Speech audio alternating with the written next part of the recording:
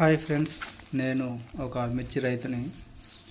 భూమిని చీల్చి పంట పండించి దేశంలో ఉన్న ప్రతి ఒక్క మనిషి తినే తిండిలో కనపడేది రైతు అని అంటారు. కానీ అలాంటి రైతు పండించిన పంటకు ఈరోజు గిట్టుబాటు ధర అనేది లేదు. ఇప్పుడు ఈ మిరప పంట నేను వేశాను. ఈ పంట వేయడానికి దాదాపు ఒక ఎకరాకు వచ్చేసి ₹1,00,000 దాకా ఖర్చు అయిపోయింది. కానీ దీని గిట్టుబాటు ధర వచ్చేసి మిర్చి నెంబర్ 1 క్వాలిటీ అయితే 12,000, లేదంటే 8, 9, 10, 11 ఇది ఈ మిరపకాయలకు ఉన్న ధరలు.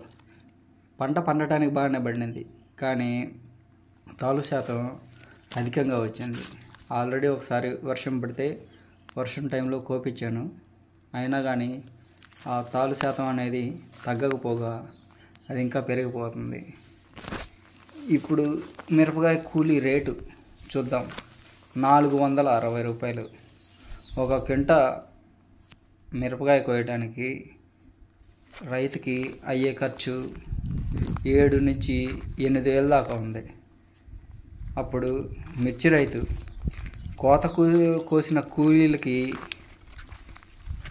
డబ్బులు ఇవ్వాలా, లేదా మందుల కొట్లో తీసుకొచ్చిన మందులకు డబ్బులు ఇవ్వాలా, లేదా భూమిని దున్నిన ట్రాక్టర్ వాళ్ళకి డబ్బులు ఇవ్వాలా? మీరే చెప్పండి. ఇప్పుడున్న ఈ ప్రభుత్వం అనేది మా రైతుల మీద కొంచెం దృష్టి పెడితే రైతులు ఆనందంగా బతుకుతారు. కానీ ఎక్కువ అవసరం లేదు. ఈ మిరపకి క్వింటాకు వచ్చేసి గిట్టుబాటు ధర కరెక్ట్గా ఇస్తే చాలు.